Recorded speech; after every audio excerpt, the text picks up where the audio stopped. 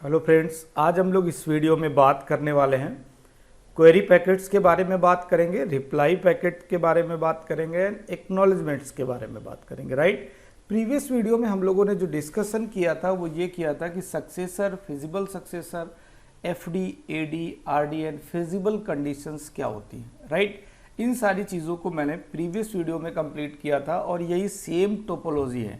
Right, इस topology के साथ अगर आपने लैब हमारे साथ कंटिन्यू आप कर रहे हैं तो मैं अब आपको जो चीज़ें बताने वाला हूँ वो सारी चीज़ें हैं। क्वेरी पैकेट के बारे में बात करेंगे, रिप्लाई पैकेट के बारे में बात करेंगे, एक्नॉलेजमेंट पैकेट के बारे में बात करेंगे। राइट, अब ये सारी चीज़ें अगर हम लोग बात करके चले, जस्ट मिनट, ओके, देखिए तो अभी तक क्या हो रहा था कि सपोज R1 राउटर है, मैंने जो प्रीवियस बात की थी वही सारी चीज़ों से मैं स्टार्ट करता हूँ वहीं पे जहाँ पे एंड किया था मैंने, कि R1 राउटर से पे मैं अगर चेक करता हूँ कि जो मेरा 192.168.10.0 का नेटवर्क है, इस नेटवर्क तक जाने के लिए ये एक डेस्टिनेशन नेटवर्क है। राइट, तो R1 से इस नेटवर्क तक जाने के लिए R1 के पास कौन से पाथ प्रेजेंट हैं, तो मैं R1 की टोपोलॉजी टेबल ओपन करूंगा तो दिखा देगा कि कौन कौन से पाथ आप R4 तक जाने के लिए आपके पास प्रेजेंट है।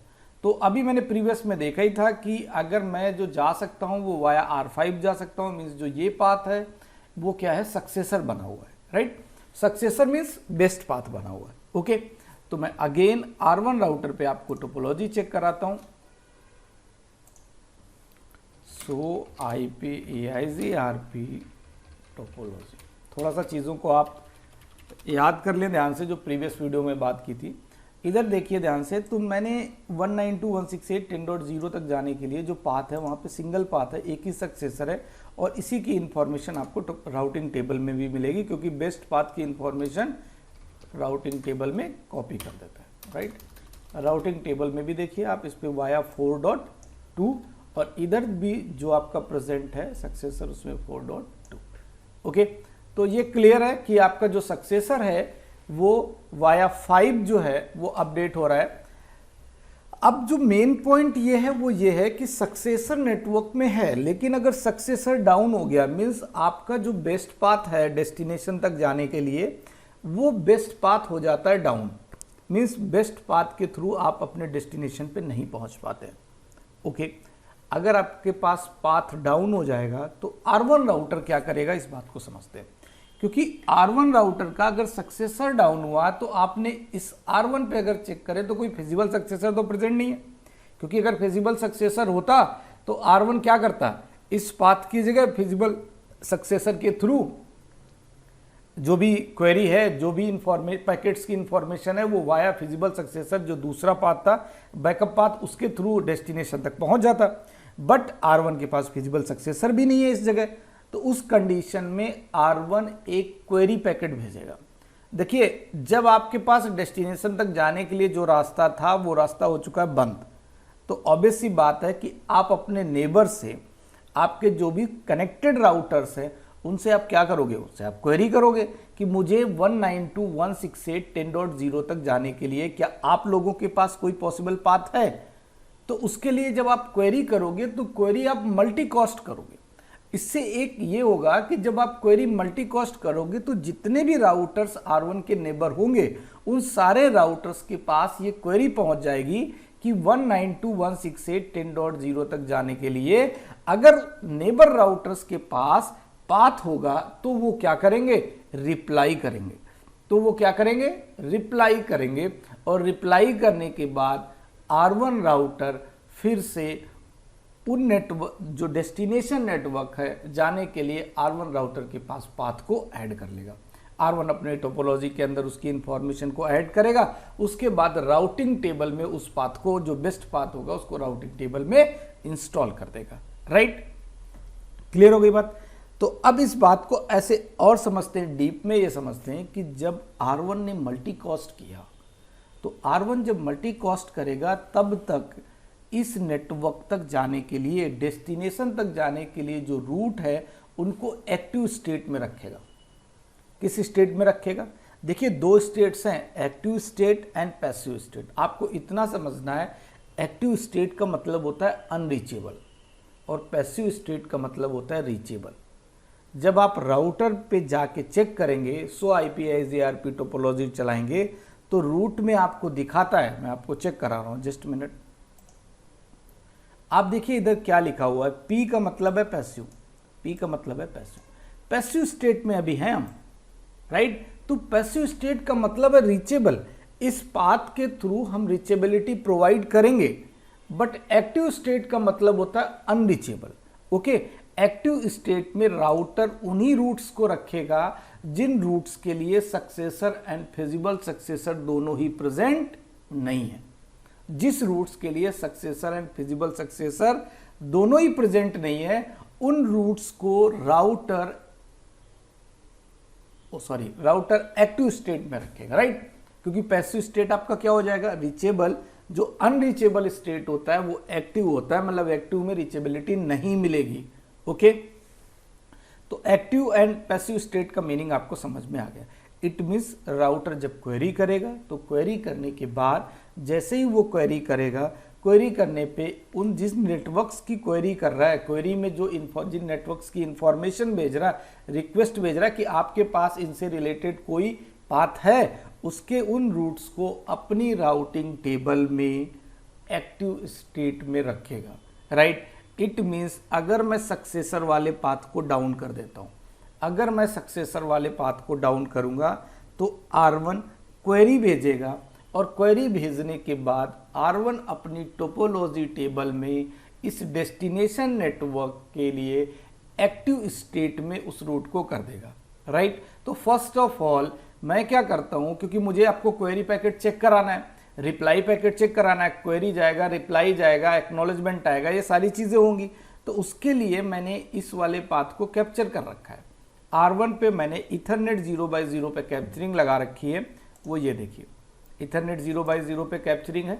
तो इधर आपको सारी इंफॉर्मेशन शो हो जाएगी। जैसे ही मैं सक्सेसर लिंक को डाउन करूंगा, ये मल्टीकास्ट करेगा, क्वेरी पैकेट भेजेगा, राइट। तो इस लिंक को डाउन करने का मैं इथरनेट 0x1 को शट डाउन कर देता हूं। तो मैं R1 राउटर पे जो सक्सेसर वाला आपका इंटरफेस है, सक्सेसर लिंक के साथ कनेक्ट है, interface Ethernet 1x0, I think 0x1 है, just minute, 0x1 interface Ethernet 0x1, इसको मैं शट डाउन कर देता हूँ। जैसे ही मैं शट डाउन करूंगा, क्योंकि मैंने कैप्चर लगा रखा है, तो ये क्या करेगा, क्वेरी करेगा, फिर रिप्लाई आएगा, राइट। तो मैं इसको शट डाउन कर देता हूँ। ओके, इसलिए पहले मैं आपको सारे पैकेट्स चेक करा देता हूँ, फिर आपको स्टेट्स के बारे में भी बता दें। ओके,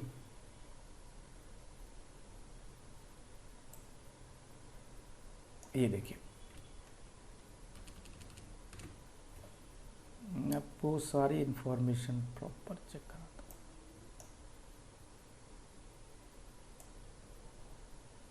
ओके, देखिए राउटर ने क्वेरी भेजा, मल्टीकास्ट किया, 10.10.10. मैंने जो सेलेक्ट किया हुआ है वो 10.10.1.1 को मैं क्वेरी भेज रहा हूँ। राउटर क्वेरी भेजेगा किस नेटवर्क से रिलेटेड, जिस नेटवर्क तक जाने के लिए उसके पास पाथ नहीं है।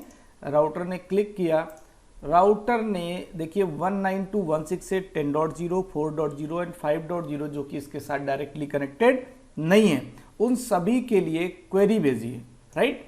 क्वेरी में इंफॉर्मेशन आपको दिख रहे, कुछ जो क्वेरी में इंफॉर्मेशन जाएगी, क्वेरी के आने के बाद राउटर किसका वेट करेगा, रिप्लाई का वेट करेगा। तो क्वेरी का गया, उसके बाद क्या हुआ, एक्नॉलेजमेंट हुआ, उसके बाद में फिर अपडेट आया, अपडेट आने के बाद जो रिप्लाई भी आया, ये देखिए इससे रिप्लाई आ रहा, रिप्लाई आपका यूनिकॉस्ट है, देखिए 1.22.1.1 रिप्लाई आपका यूनिकॉस्ट है, लेकिन जो आपका क्वेरी गया था वो क्या था, मल्टीकॉस्ट था, वो क्या था आपका मल्टीकॉस्ट था। अब मैं रिप्लाई वाले पैकेट को ओपन करके देखता हूं, 1 अपडेट, मैं ये 144 वाला रिप्लाई आपको चेक कराता हूं। ओके, 221, ये देखिए। Okay, first of all reply की अगर हम लोग बात करें तो मैं 192 की अगर मैं बात कर रहा था डेस्टिनेशन नेटवर्क के बारे में, तो ये पूरा का पूरा अपडेट है। अगर आप इसको ध्यान से देखिए, इसमें आपका डिले भी है, इसमें आपका बैंडविड्थ। डिले आपको बहुत ज़्यादा जीरोस दिख रहे हैं, इसका मतलब ये पीको में है, राइट। ये माइक्रो में नहीं है, पीको में दिखा रखा है डिले आपका, ठीक। इस वजह से इतने सारे जीरोस हैं। ओके, तो आपको मैंने चेक करवा दिया कि भाई रिप्लाई एक्नॉलेजमेंट तो आएगा, क्योंकि अगर EIGRP प्रोटोकॉल की बात करो तो EIGRP प्रोटोकॉल में आपका RTP रिलायबल ट्रांसपोर्ट प्रोटोकॉल काम करता है। तो रिलायबल ट्रांसपोर्ट प्रोटोकॉल का मीनिंग क्या है, क्योंकि जो भी इंफॉर्मेशन जाएगी उसका एक एक्नॉलेजमेंट आएगा, राइट, उसका एक एक्नॉलेजमेंट आएगा। ओके, तो मैंने आपको ये चेक करा दिया कि ये मल्टी कॉस्ट करेगा, और मल्टी कॉस्ट करने के बाद ये अपडेट एक क्वेरी भेजेगा, और क्वेरी जो भेजेगा उसके बाद एक रिप्लाई आएगा। रिप्लाई आपका यूनिकॉस्ट होगा। देखिए रिप्लाई आपका यूनिकॉस्ट हो रहा है। ओके, तो ये सारी चीज़ें हम लोग डिस्कस कर चुके हैं, राइट। तो उसके पास एक रिप्लाई आ चुका है, तो मैं अगेन टोपोलॉजी टेबल को आपको ओपन करके दिखाता हूँ, राइट। R1 राउटर पे अगेन टोपोलॉजी टेबल ओपन करता हूँ, राइट।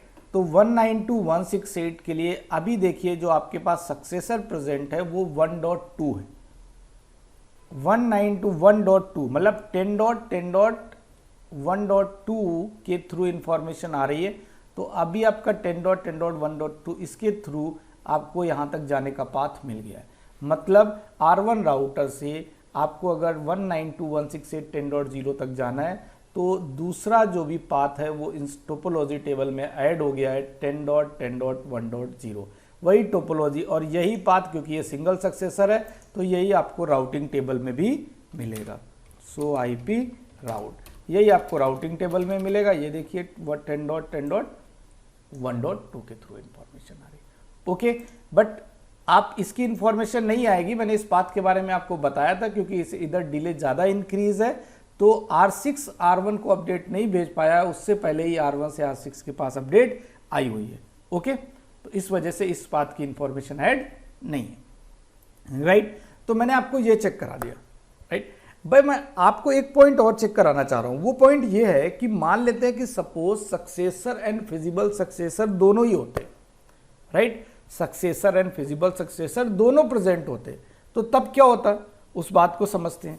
R7 राउटर पे आप आइए, तो R7 राउटर पे इस नेटवर्क तक जाने के लिए 192.168.10.0 नेटवर्क तक जाने के लिए सक्सेसर एंड फिजिबल सक्सेसर दोनों ही प्रेजेंट होंगे, राइट। टोपोलॉजी टेबल में आपको चेक करा देता हूं। R7 राउटर पे मैं जस्ट मिनट, सो IP EIGRP टोपोलॉजी, राइट। सो IP EIGRP टोपोलॉजी, ध्यान से देखो, इसकी टोपोलॉजी टेबल में दो पाथ है। इसकी टोपोलॉजी टेबल में दो पाथ है और दूसरा वाला फिजिबल सक्सेसर बना हुआ है। दूसरा वाला फिजिबल सक्सेसर है तभी टोपोलॉजी टेबल में प्रेजेंट भी है, अदरवाइज अगर ये टोपोलॉजी टेबल में नहीं होता, अगर ये फिजिबल कंडीशन को मैच नहीं कर रहा होता, राइट। ये फिजिबल कंडीशन मैच कर रहा है, मींस जो फिजिबल सक्सेसर है उसकी जो AD है वो सक्सेसर की FD से कम है। ध्यान से आप देख लो, फिजिबल सक्सेसर की AD सक्सेसर की FD से कम है, इसलिए ये फिजिबल सक्सेसर बना हुआ है, ये वाला पाथ। ओके, और राउटिंग टेबल के अंदर केवल वही पाथ आता है जो सक्सेसर होता है। तो राउटिंग टेबल की आप बात करोगे तो सो IP राउट अगर मैं आपको चेक करा लेता हूं तो इसमें सिंगल पाथ इंस्टॉल किया होगा, जो कि क्या है, सक्सेसर 7.2 वाला पाथ। 7.2 वाले पाथ को इसने इंस्टॉल किया, ये एक सक्सेसर है। ओके, आपको मैं ये भी दिखाऊंगा नेक्स्ट में, मतलब आगे हम लोग जो बात करेंगे वो equal cost load balancing and unequal cost load balancing की बात करेंगे आने वाले टाइम पे जो वीडियोस बनेंगे, उसमें मैं आपको दिखाऊंगा कि किस तरीके से इस फिजिबल सक्सेसर वाले पाथ को भी हम राउटिंग टेबल में इंस्टॉल कर लेंगे, और जब करेंगे तो लोड बैलेंसिंग हो जाएगी। वो बात हम लोग तब करेंगे। अभी मैं आपको इतना बता रहा था कि इस पे दोनों सक्सेसर और फिजिबल सक्सेसर दोनों ही प्रेजेंट है। अगर मैं सक्सेसर वाले पाथ को डाउन कर देता हूं, मीन्स 7.2 वाले पाथ को, राइट, 7.2 मीन्स इस वाले पाथ को अगर मैं डाउन कर देता हूं, मीन्स इथरनेट 0/0 को मैं सेट कर देता हूं, राइट। जैसे ही मैं इसको सेट करूंगा मीन्स सक्सेसर डाउन, लेकिन R7 के पास 10.0 तक जाने के लिए फिजिबल सक्सेसर है, राइट। तो R7 जब भी क्वेरी करेगा, लेकिन क्वेरी तो करेगा ना, क्वेरी इसलिए करेगा क्योंकि R7 के पास इस नेटवर्क तक जाने के लिए फिजिबल सक्सेसर है, बट बाकी जो नेटवर्क है उन तक जाने के लिए तो फिजिबल सक्सेसर नहीं है ना। तो जिसके लिए, जिन नेटवर्क तक जाने के लिए फिजिबल सक्सेसर नहीं है, उसके लिए तो क्वेरी करेगा ही करेगा ना। ओके, तो मैं आपको इस पोर्ट को शट डाउन कर देता हूं, राइट। इससे क्या हो जाएगा, R7 जो क्वेरी भेजेगा उस क्वेरी में R7 क्वेरी का पैकेट मैंने आपको ओपन करके दिखाया था। जब ये क्वेरी करता है तो उसमें ये 192.168.10.0 के लिए क्वेरी नहीं करेगा। क्यों नहीं करेगा? क्योंकि मैं आपको पैकेट ओपन करके दिखाऊंगा, जो क्वेरी पैकेट जाएगा उसमें 10.0 की इंफॉर्मेशन नहीं होगी। किस लिए नहीं होगी? क्योंकि R7 के पास इस नेटवर्क के लिए फिजिबल सक्सेसर प्रेजेंट है। इट मींस फिजिबल सक्सेसर जिस नेटवर्क के लिए प्रेजेंट है, क्वेरी में उस नेटवर्क की इंफॉर्मेशन को सेंड नहीं करेगा, उस नेटवर्क के लिए क्वेरी नहीं करेगा। टोपोलॉजी में कोई भी हल्का सा चेंज किया है, वो ये चेंज किया है कि भाई मैंने R7 एंड R4 के बीच में एक सीरियल लिंक कनेक्ट किया हुआ था, राइट। अभी मैंने इथरनेट लिंक कनेक्ट कर दिया है, क्योंकि सीरियल लिंक पे मैं पैकेट को कैप्चर कर रहा था तो कुछ वायर सार्क में कुछ प्रॉब्लम आ रही है, उसकी वजह से हो नहीं रहा था, राइट। बट मैंने इसको एज ए सीरियल लिंक ही बना लिया है। आप देखो ध्यान से, मैंने इसमें एक छोटा सा, आप ये बोल सकते हो कि जुगाड़ कर रखा है। वो ये है कि इथरनेट 0/2 पे मैंने 1544 KB बैंडविड्थ कर दी है और डिले कर दिया है 20,000। इधर भी दोनों पे ही जो सीरियल इंटरफेस पे बैंडविड्थ और डिले होता है वही मैंने मैनुअली दे दिया है इंटरफेस पे जाके, इसलिए कोई प्रॉब्लम नहीं आपका देखा जाए। उसके बाद मैंने इथरनेट 0/1 को कैप्चर कर लिया है, ठीक है। तो मैं R7 पे फिर से कमांड रन कराता हूँ और R7 पे एक सक्सेसर और एक फिजिबल सक्सेसर की इंफॉर्मेशन आपको प्रेजेंट मिलेगी।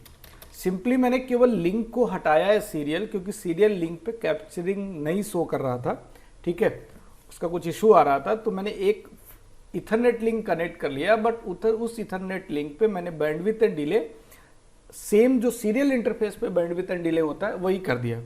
तो इट मीन्स टोपोलॉजी में कोई चेंजेस नहीं हुए। मीन्स R7 पे अभी भी जो सक्सेसर एंड फिजिबल सक्सेसर दोनों ही क्रिएट हो रहे होंगे। मैं चेक कर लेता हूँ। सो IP EIG RP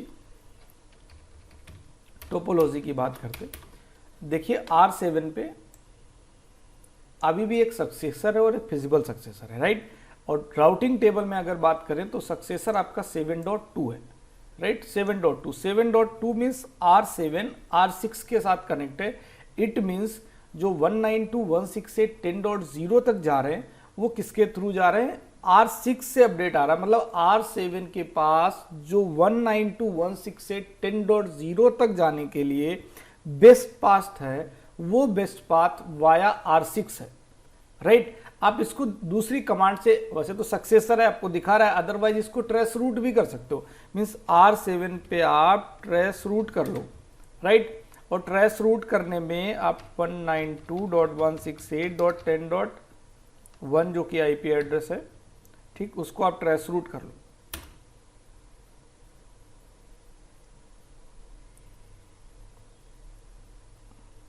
तो आपको दिख जाएगा ये वाया R6 जा रहा है, राइट, वाया R6 जा रहा है। मैं इसको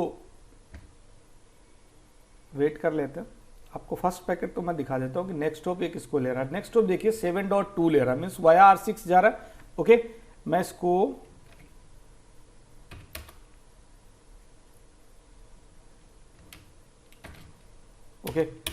बाकी आपको आइडिया है कि पहले उसके बाद 6.1 देन 4.2 देन 5.2, ठीक है, देन 5.2 इधर से आ रहा है। मीन्स आपका 6 to 1 एंड 5 to 4 इस तरीके से इंफॉर्मेशन आ रही, इसके पास ये पाथ है। ओके, मैं आपको ये बताने वाला था कि अगर मैं सक्सेसर को डाउन कर देता हूँ, मैंने जो रिपीट किए थे वर्ड्स मैं वही बता रहा हूँ, अगर मेरा सक्सेसर डाउन होता है तो 192.168 के लिए फिजिबल सक्सेसर प्रेजेंट है, इसके पास फिजिबल सक्सेसर की इंफॉर्मेशन है। तो R7 जो क्वेरी भेजेगा, जो क्वेरी पैकेट सेंड करेगा, उस क्वेरी पैकेट में इस नेटवर्क से रिलेटेड क्वेरी नहीं होगी जिसके लिए फिजिबल सक्सेसर प्रेजेंट है। बाकी नेटवर्क से रिलेटेड क्वेरी होगी जिसके लिए फिजिबल सक्सेसर प्रेजेंट नहीं है। ओके, तो मैं सबसे पहले क्या करता हूं, R7 राउटर पे जो सक्सेसर वाला इंटरफेस है उस इंटरफेस को डाउन कर देता हूं। ईथरनेट 0/0 को मैं शट डाउन कर देता हूँ। मैंने पैकेट कैप्चरिंग लगा रखा है, राइट। मैं जैसे ही शट डाउन करूँगा R7 क्वेरी सेंड करेगा, राइट। जो क्वेरी सेंड करेगा वो क्वेरी आपका, क्योंकि अभी उसके पास जो पाथ प्रेजेंट है उस पाथ के लिए तो क्वेरी नहीं करेगा, मीन्स 192.168 के लिए एक फिजिबल सक्सेसर ऑलरेडी है तो उसके लिए क्वेरी नहीं करेगा, बट अदर्स के लिए क्वेरी करेगा, राइट। तो मैं आपको शट डाउन कर देता हूं और शट डाउन करने के बाद मैं आपको चेक कराता हूं जो मैंने पैकेट कैप्चर किया हुआ है वो R7 पे ईथरनेट 0/1 की इंफॉर्मेशन मैं आपको चेक करा रहा हूं।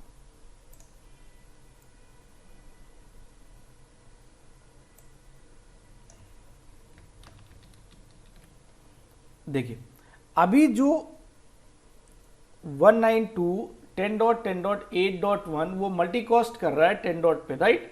अब ये जो क्वेरी भेज रहा है, मैं आपको क्वेरी वाला पैकेट ओपन कराता हूँ, राइट। ये मैंने ओपन किया, जस्ट मिनट, 8.2 मैं क्वेरी पैकेट करता हूँ, ये दूसरा खुल गया, राइट। ये देखिए जब R7 ने क्वेरी किया है, ध्यान से सुनिएगा, मैं इसी पॉइंट को बताने के लिए इतना सारा मैंने डिटेलिंग की हुई है आपको।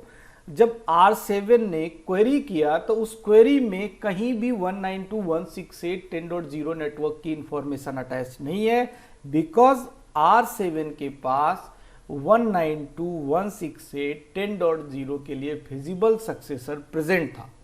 तो जिस पाथ के लिए फिजिबल सक्सेसर है, क्वेरी में उस नेटवर्क से रिलेटेड इंफॉर्मेशन की रिक्वेस्ट सेंड नहीं करेगा।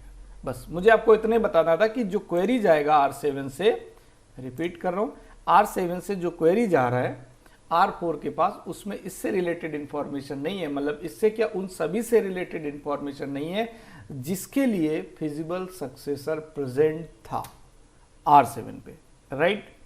तो अभी आपने अच्छे से सारी चीज़ों को समझ लिया है कि आपका क्वेरी पैकेट क्या है, वो मल्टीकास्ट होगा। क्वेरी में दोनों चीज़ें मैंने आपको बता दी कि अगर फिजिबल सक्सेसर प्रेजेंट है तो कंडीशन क्या बनेगी, और अगर केवल सक्सेसर है, फिजिबल सक्सेसर नहीं प्रेजेंट है तो कंडीशन क्या बनेगी, राइट। इस तरीके से मैंने आपका ये टॉपिक कंप्लीट कर दिया है। नेक्स्ट वीडियो में हम लोग मिलेंगे, आई थिंक थ्योरी वाले पार्ट में मिलेंगे, और हम लोग बात करेंगे इक्वल कॉस्ट लोड बैलेंसिंग की and unequal cost load balancing की इन EIGRP, राइट। और थ्योरी के बाद फिर लैब करेंगे। Thank you so much, thanks for watching this video. अगर आपको ये वीडियो पसंद आ रहे हैं और कंटेंट समझ में आ रहा है अच्छे से, तो कोशिश करिए कि आप ये अपने फ्रेंड्स को शेयर करिए, और शेयर करने के बाद जिससे उन लोगों को भी इससे रिलेटेड जो भी इंफॉर्मेशन है वो प्रॉपर मिल जाए, right. Thank you so much, thanks for watching this video.